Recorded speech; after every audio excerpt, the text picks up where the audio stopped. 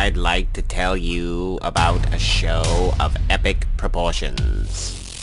I prefer me some magic when I'm trying to get in and out of houses undetected. I prefer me some magic. A show where the boundaries are pushed. I like spam. Is there something wrong with that? No, nothing at all. If you prefer meat with jelly on top of it, go right ahead. I'd like to tell you about that show, but that is not this show. This show is the Fortean Slip, with host Chris York. I have a tendency to go to dark places with my humor. It is what it is. It's not going to change anytime soon.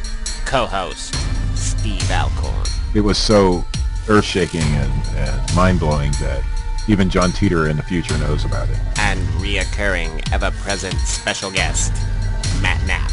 Yeah, somebody should have put out like a giant bug zapper and just ended that whole Mothman debacle. A show that lacks taste, a filter, and listeners. Are you listening? Are you like hearing the fucking fart? Yeah. You're not just smelling it, you're hearing Not the shit. just smelling. Audible as well. That would be something else. Whoa. But you well, have I do. parts that you can't tell if it was you or not. Well, yeah, because What you are about to hear may be offensive, but we don't really give a fuck.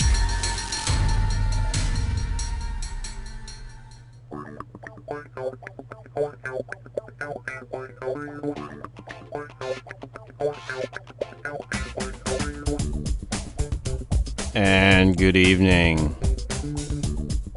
Welcome to the Fortean Slip.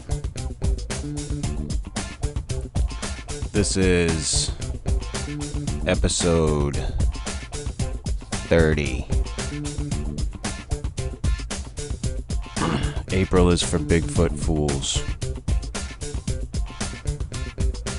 I'd like to thank Matt Knapp for that snappy little fucking title. Gentlemen.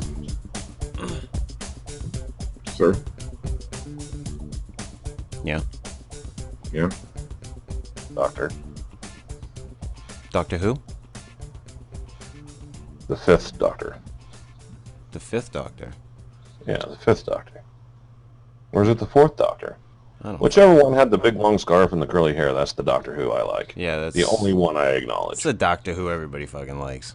Although I started watching the new Doctor Who with my son, and I found myself enjoying it. Oh, that's good. So, I have no idea who that is. Doctor Who. Okay, come on, dude. Okay, Like, I've seen there's only the so new. far you can push this whole pop culture ignorance thing. I have seen the new one episode, I think, of the new Doctor Who. That was It's like- it. What, Star Wars? What are you talking about? Everybody knows who Doctor Who is. He's Everybody. Doctor Who. Who? Exactly. He's got a screwdriver and a fucking phone booth, My man. Lord. The fucking TARDIS is the best thing ever created. Matt Knapp is my hero. Matt Knapp sent me a link, and it has an original Spam upside down pie recipe in it. Thank you, Matt. You're welcome. Oh, I want to note the Godzilla picture done for us by Dread Fun, which wound up being like a little fucking comic strip, It was It's amazing. which I will post on the so when you're listening, it'll be up there as you're listening at some point. Hopefully, while we're talking about it, if I have any brilliance at all when I'm putting it together. But yeah, that I had asked him to just do basically a picture of the three of us skydiving past Godzilla. Like, I wanted it to be just like our faces in front of like a huge Godzilla head. But his vision was like this whole fucking comic strip idea, and I was like, yeah, go with it. Do whatever you want. Cause, Yes, he went above and beyond. yeah, everything It was awesome. I've asked him to do, he's just he gets these flash of genius ideas, and I'm just like, yeah, go for it. Yeah, whatever. Because it was also kind of eerily similar to a scenario I could actually envision playing out in real life. What? Wait, what? Yeah. Because Steve gets you into a bunch of trouble, is that it? That part and the part where I called you a dick. Oh, well, yeah. And then I posted it on my my Facebook wall, and Phil said something like, "What happens to oh no, what happens to our heroes?" or some shit. And I was like, "Oh, Steve saves us by befriending Bigfoot, introducing him to spam or some shit like that." I mean, Godzilla. Fucking A, am I fucking wrecked tonight. And that's different than... Oh, tonight's a special kind. Let me tell you. Swinging for the fences tonight. Oh, I am. Yeah, we're talking about Bigfoot. He did a Godzilla pick. My brain's cross-wiring. A special kind of stupid. Yeah, listen. It's fucking self-inflicted. Anyway, the Rick Dyer fiasco Rick continues. Some people say it's come to a close. I say it continues on. It's like a fucking one of those waves in trigonometry or something that just meanders on for eternity.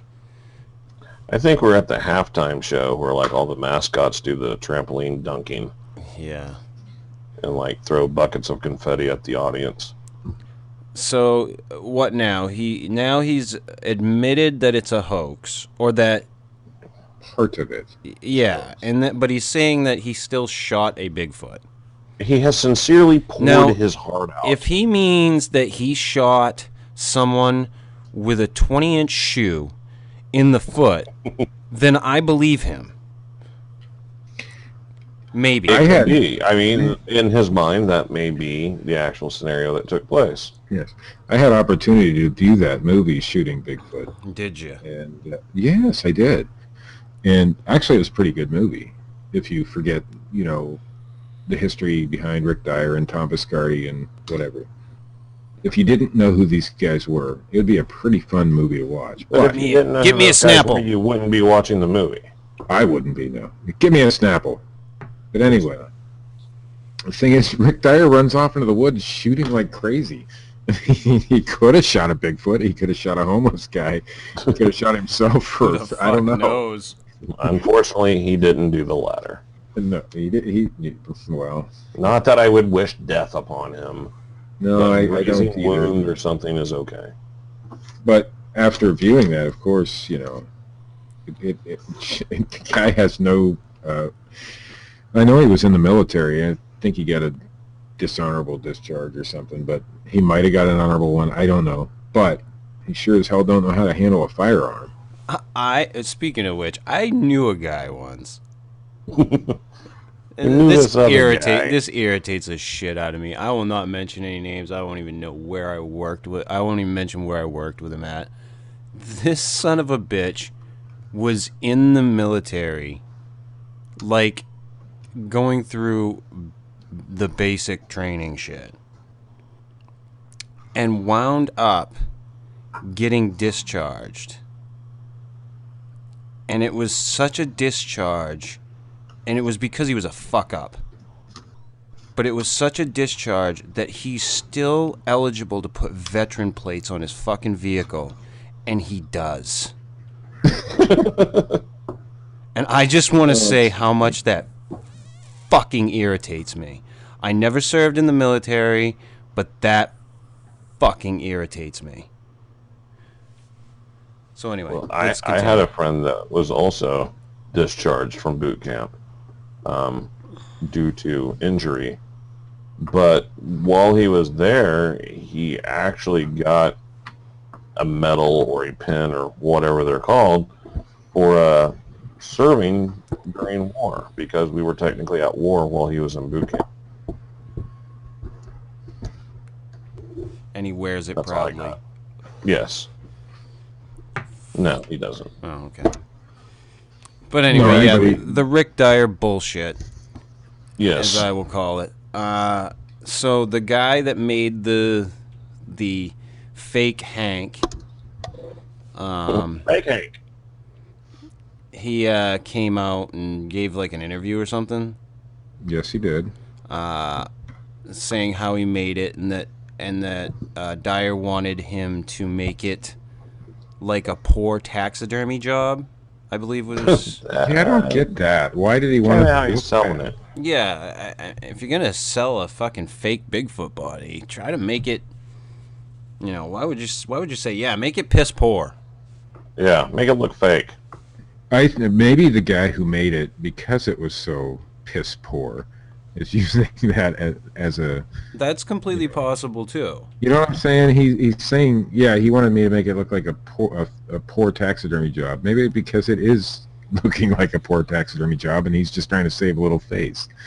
I don't Well, I know. also like how they had the code word Project Footprint. Yeah, because nobody would ever figure that out. Yeah, and only if this code word was said did the prop maker know that it was okay to actually truthfully speak about the prop.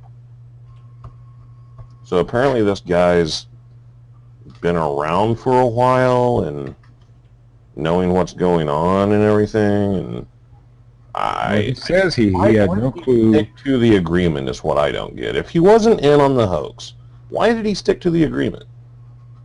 Well, he thought it was for a movie, apparently. And I don't know, maybe, he's dealt with Hollywood types. I know when I Yeah, but if he tried out thought for Bigfoot Bounty, yeah, but I had an NDA. I couldn't talk about it. But he saw his work touring all yeah, over the yeah, country. exactly. Right. At that point, he should have realized, hey, this is not what this guy told me. I think I'm okay with breaking my NDA now. That kind of thing. He's But probably not getting any more work in the prop industry. not after that piss poor excuse for a fucking prop, no. He's like a bunch of glued-on camel hair and just... But it burns like real hair, Matt. Well, Well, of course it does, because it is real hair. I mean, it's just kind of suspicious. I mean, I think Rick might be regrouping, like, people abandoned ship that I think were financing his little trip around the country. He made some promises. Thought he was going to hit it big at Daytona Bike Week. Usually, whenever you set up display like that somewhere where you're making money, they require you to buy some sort of permit, and then you have to, pay for space in somebody's parking lot or property to set up your trailer or whatever. So since Daytona Bike Week was taking place, he probably got charged a lot of money for this stuff. And none of the bikers wanted to see the Bigfoot gaff. Surprise, surprise. I think one figure somebody said that he was telling people that he expected to make $200,000 or something at Florida's stop. I don't know. He ran out of money, people abandoned ship, started running their mouths, telling everybody the truth, and then he decides to come clean, but yet still claiming he shot a Bigfoot. Well, see, that leaves it open-ended. He can continue, and just make up another story. And there's people out there, i.e. Robert Lindsay, who will still believe this motherfucker. Well, it's You know, ridiculous. Chris Nolan. The guy, I mean, he's admitted to lying, which we already knew. But for the people that were believing him and following him, at this point, how can you still stick around? I mean, you're just a fucking idiot. Silence. We're just letting it sink in. Oh, okay.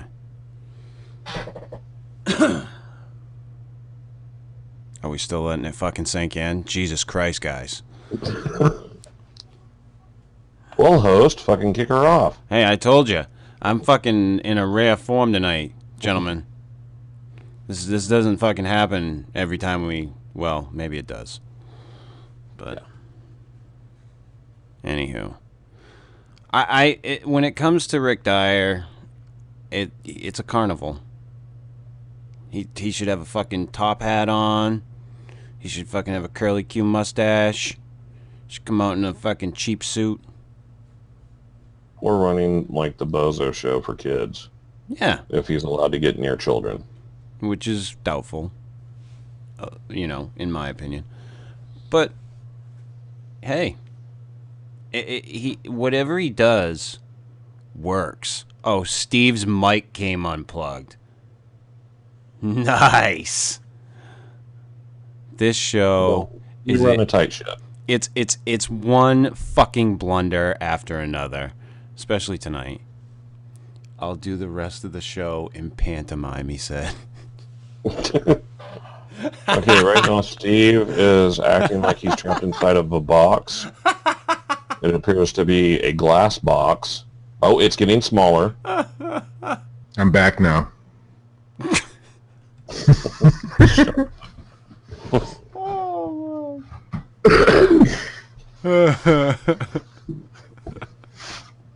realize pantomime isn't as fun when nobody can see you doing it. Yeah, our show. But Matt, you did a hell of a play-by-play. Our show is all audio. With that box routine, I thought you were going to be Dyer's next sideshow. As far as Dyer goes, we've beaten the I think everybody has beaten the shit out of this. Yeah, now we just need to beat the shit out of Rick. Right, and I'm if only it wasn't against the law. I'm surprised nobody has, and I'm not condoning that sort of activity, but I'm really surprised that nobody has. I'm condoning it. Gone up to this guy and literally beat the fucking shit out of him.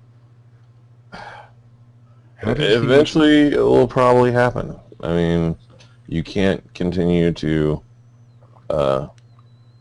do the shit he does and charge people money for it and get away with it. Well, there's a lot of petitions and call for... Well, yeah, that's the other interesting twist of this, if you want to go from there, Steve. Well, a lot of petitions. Well, one's for the Department of Justice, which I doubt will have any traction. But a lot of people are sending tweets to the local police in San Antonio or Las Vegas or wherever to try to get them to prosecute him for this. So, okay, don't you think that's kind of... I mean, has it really reached a point where a guy lied about shooting a Bigfoot, which the majority of people knew he was lying, and still believe he's lying, right? Regardless of how much he denies it.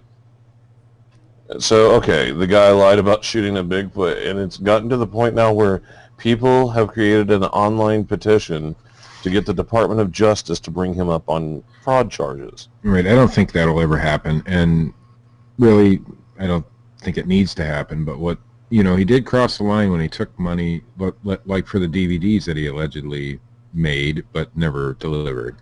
Now, that is definitely a crime. But, I mean, don't get me wrong, I think the guy's a douchebag. But part of me is kind of like, it's not his fault, really. I mean, I didn't send him any money.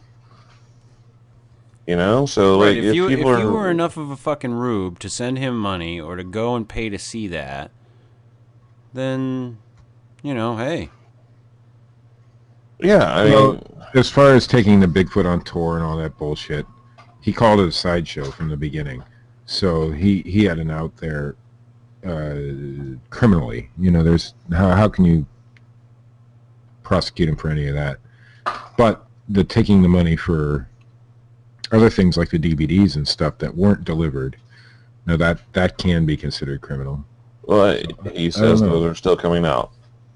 Yeah, but he had a date of delivery that he didn't. Right, but things miss dates all the time on distribution. I mean, that's nothing unheard of or criminal. Right. True. Yeah. Well, enough of that horse shit. On to other horse shit. More horse shit. Todd Standing, Jeff Meldrum, power team up. Yes. Super Marvel team up #1. Meldrum Standing. Don't forget to throw the Survivor Man in there.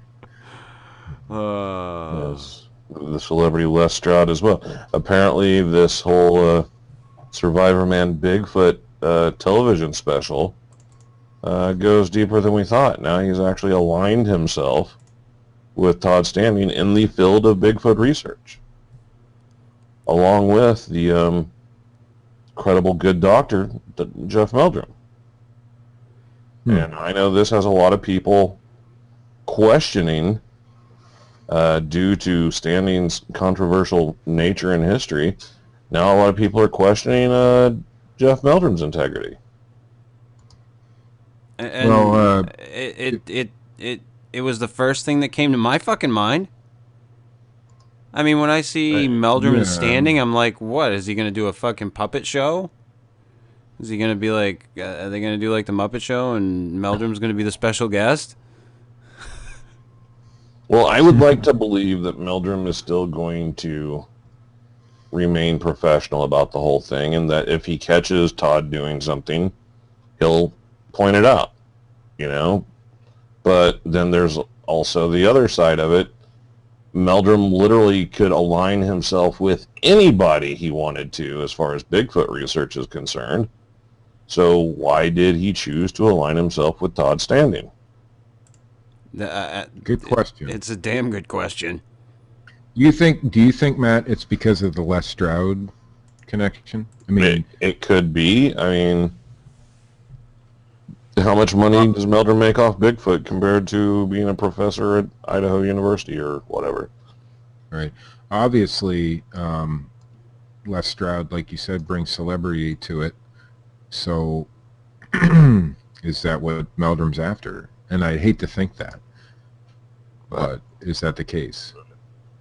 I don't know. I mean, I actually messaged Jeff and asked if it was okay if I asked him some questions about this whole issue. And I haven't heard back from him. But he has released public statements about it, so to speak. And basically the story he's going with is he had gone on an expedition with Standing previously, and that he was impressed by Standing's research. And I believe, from what I understand, that is an expedition that took place where Dr. Jeff Meldrum believes he had a Bigfoot encounter. So that may play into it. I do know that they're calling themselves Bigfoot North, and that apparently a documentary is set to be released with Meldrum and Standing. I don't know if Stroud will play a part in that or what else. And then there's also some woman from California I've never heard of that Standing is labeling as an animal attractor. I don't know what that is or what that means exactly. Knows what that is. I see it as a young blonde chick from California. You tell me. So it almost sounds like, an animal attractor. Is that like a horse whisperer or something, maybe? I wonder. It could be. I know Matt Moneymaker promoted someone like that, a woman that could supposedly commune with animals.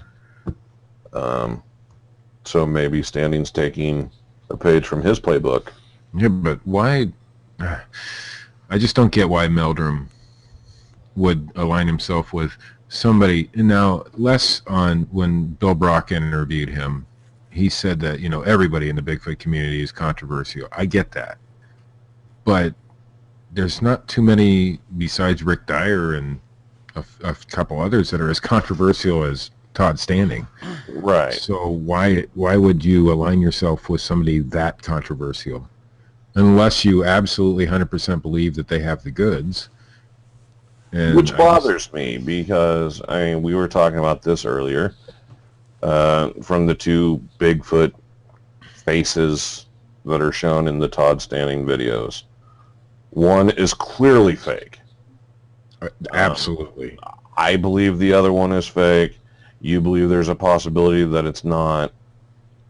Regardless, the one by itself is clearly fake. So how can Meldrum sign on to that? I mean, that's almost just committing, Bigfoot suicide.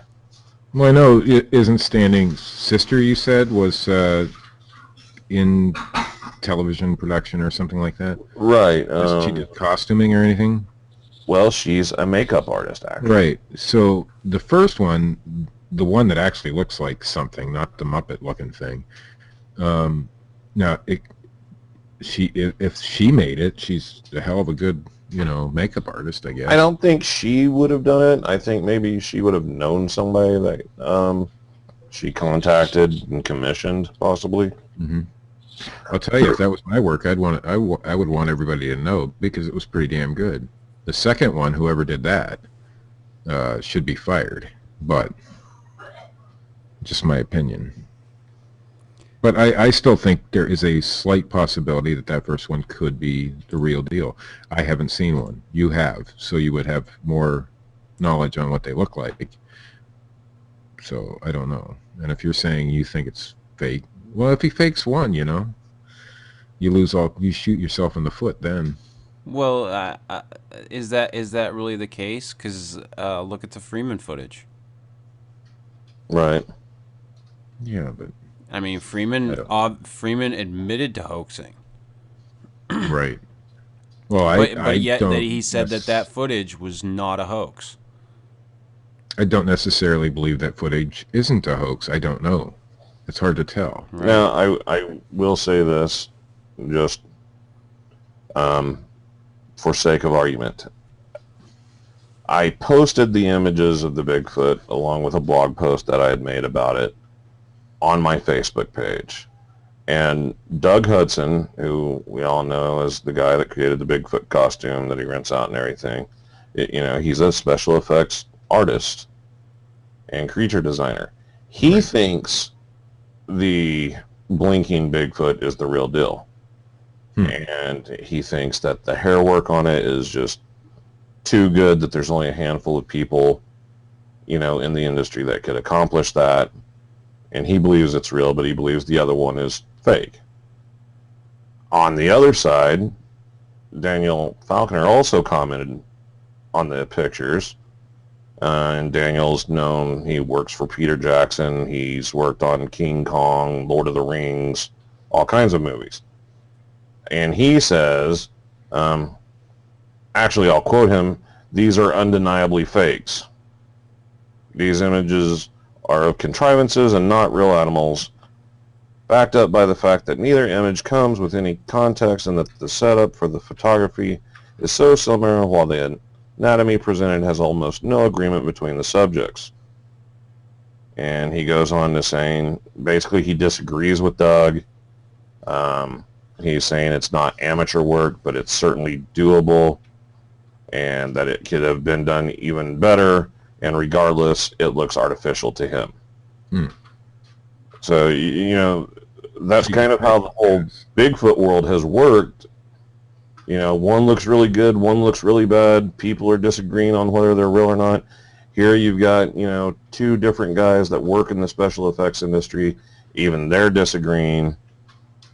So that's the same that happens with the Patterson-Gimlin film. You got some special effects guys who think it's real, and other special effects guys who thinks it's an obvious hoax. Right, but at the same token, the Patterson-Gimlin film is nowhere near the quality of these images. Right, absolutely, you're right. But and as with anything that gets put up, you get tons of people on either side. You got your rally of supporters, and then your people who are just like, nope, it's totally fake. I mean, I looked at them, and to me, they look like they're more than likely fake. There's the one there. It's like more of a tan color, I think. I don't even know what the fuck that's supposed to be, because it sure as hell ain't a Bigfoot. Well, it's like a fucking tan color.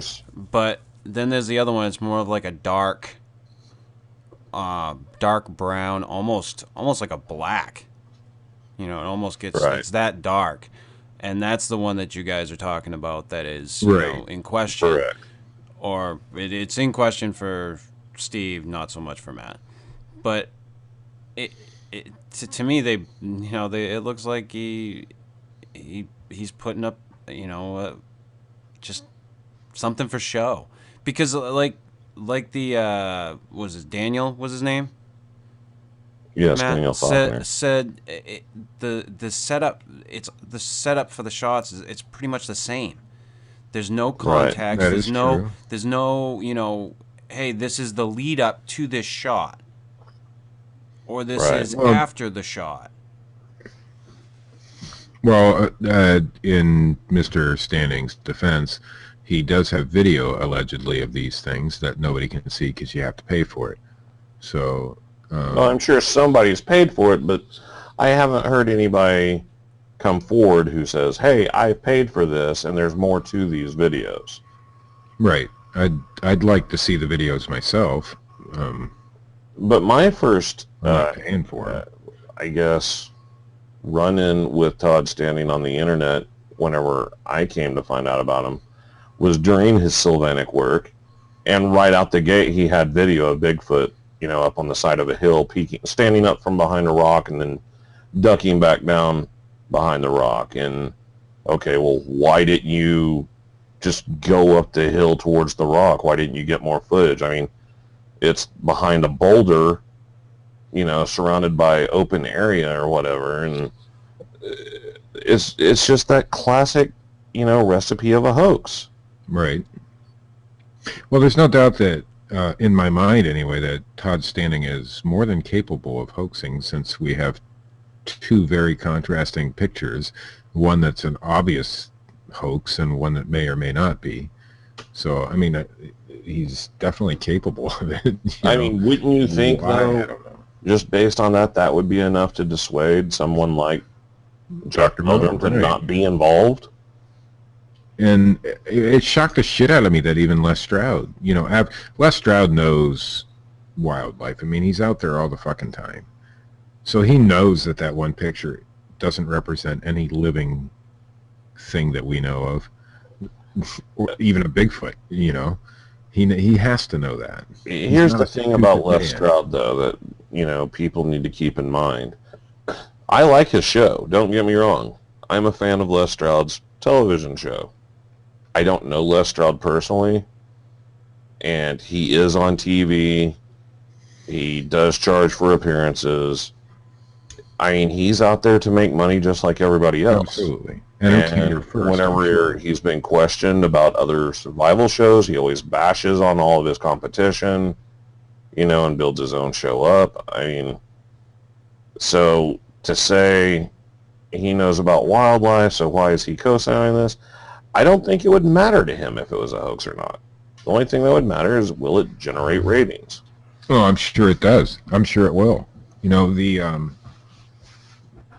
Just doing a show on the Les Stroud thing gets you a lot of hits on YouTube, whether people Hopefully. like it or not. So, even Todd Standing has a ton of followers, and which surprises me, but he does, more than Rick Dyer did. That's for damn sure. Hey, it's to me it's a ploy to generate a buzz,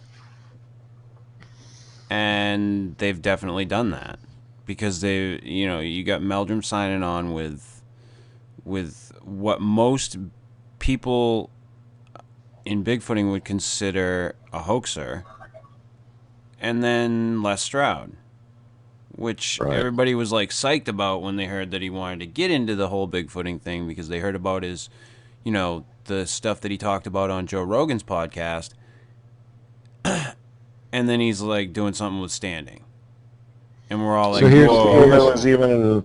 There was no anybody else contacted. There was no tryouts for the show.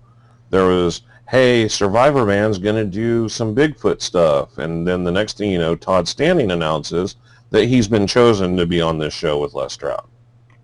Well, apparently it was probably already a done deal when it was announced that Survivor Man was going to do a Bigfoot show. There was, like you said, there was nothing. Right. I think it might have possibly been Todd Standing's idea. Right. Right? They're both involved in production. They're both Canadians. Well, Not like saying I that said, Canada's the enemy or anything, but I'm just saying they could have connections that predate the Survivor Man Bigfoot well, stuff. like you and I were talking earlier, Les Stroud is Canadian, Todd Standing is Canadian, and if you think of a Canadian Bigfoot person, who are you thinking of, besides Timber Giant Big Hoax, whatever his name is? Who You got- might you got be Todd Standing. Todd Standing, for all we know. It sounds It like could a be. You know fucking what? Canadian conspiracy to me. And on Well, I'm that saying is, note, who else is Les Stroud going to go with? yeah, on that John note, Steve, Lennon. don't you have some news? I sure as hell do.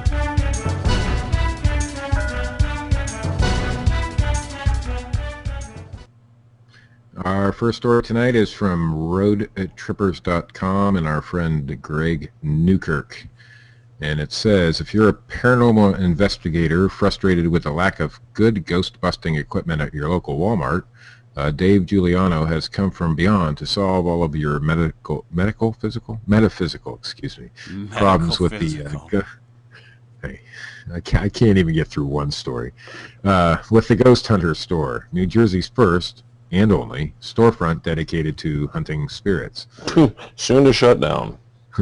Last weekend, the Ghost Hunter store officially opened in Burlington City, New Jersey, the most historic town in the Tri-County region, run by paranormal investigator Dave Giuliano and his wife.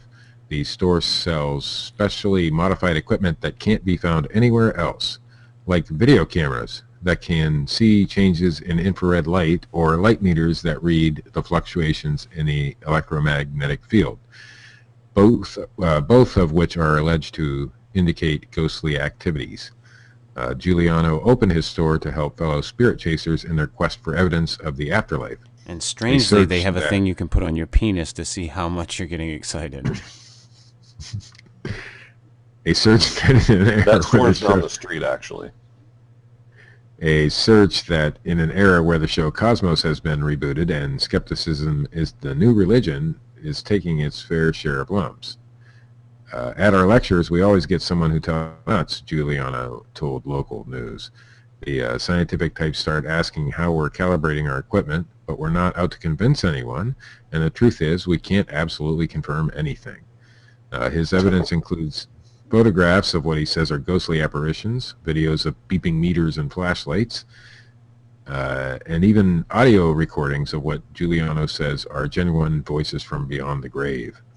But despite all of this, Giuliano insists there is still work to be done by amateur investigators all over the country, and that's where the Ghost Hunter store comes in. To visit Giuliano's storefront and start in on your own investigation of the afterlife, head to their new store in Burlington City, New Jersey, where your search will get just a little bit easier. Who would do that? I mean, just cut out the middleman and order it from the same place as he does. From Wired.com, we have inside the eerie TNT storage bunkers of West Virginia. Given enough time, nature has an uncanny ability to erase evidence of human activity. But as Joshua Dudley Greer's series, Point Pleasant, illustrates, not everything we do can be undone, and grave danger can lurk within placid places.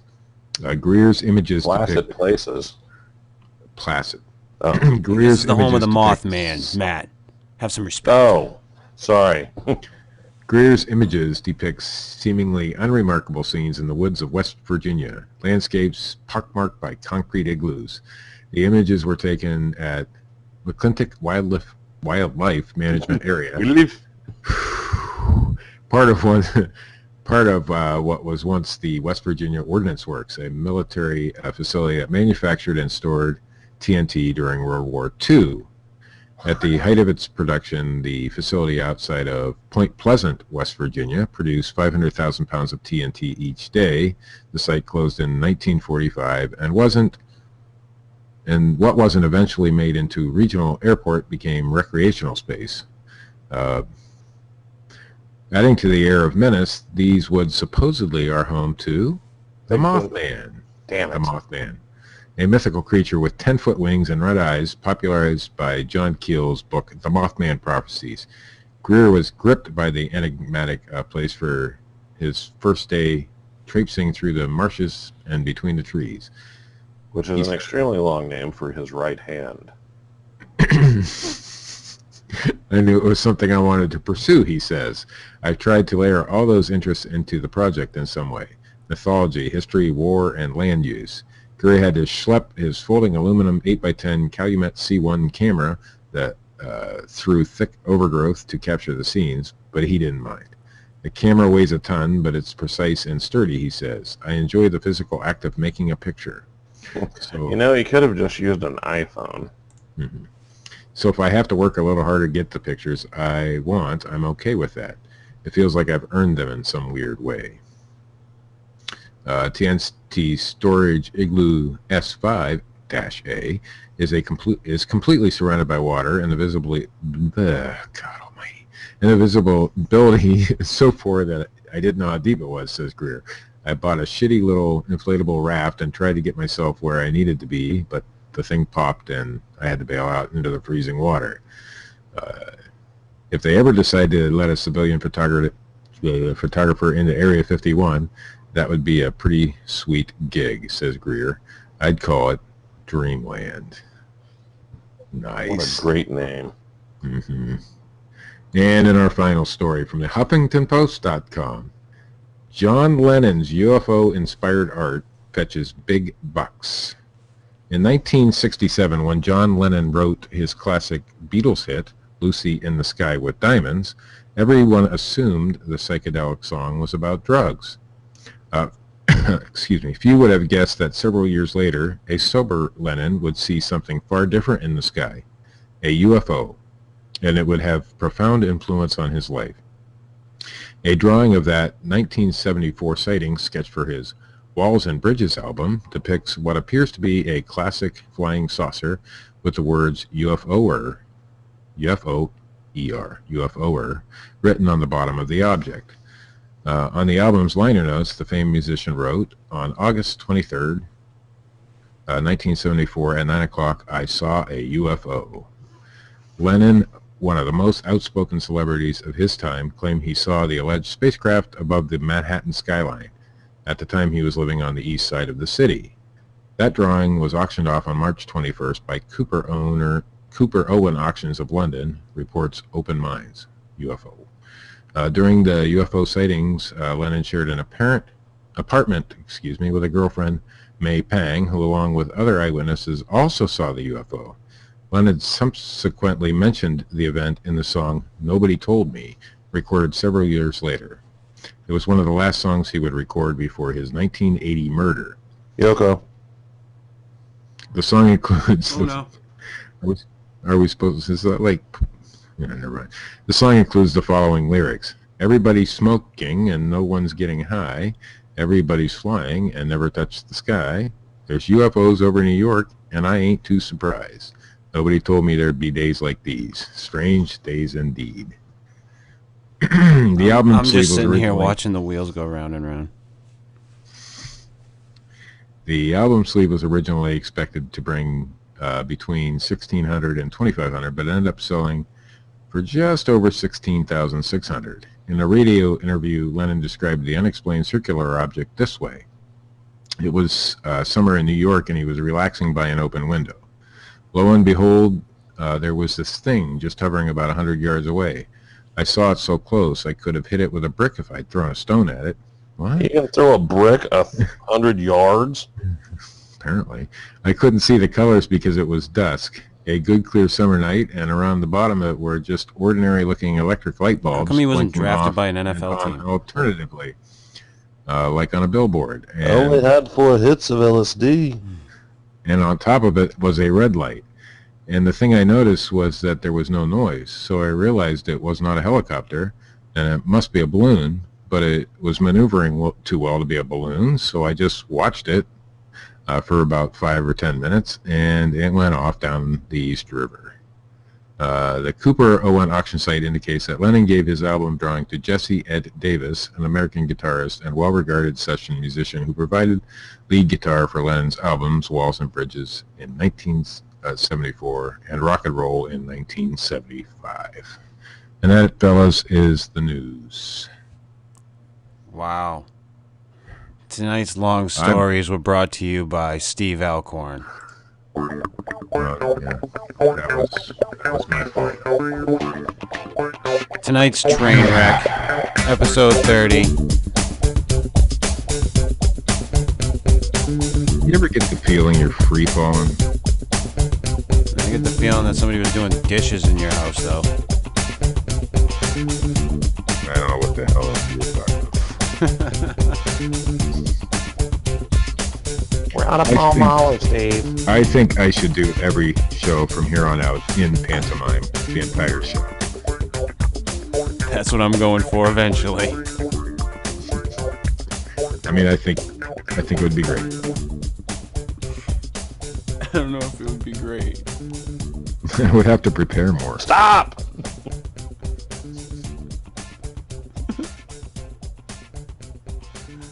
You see, I shut up there and Shut the fuck up.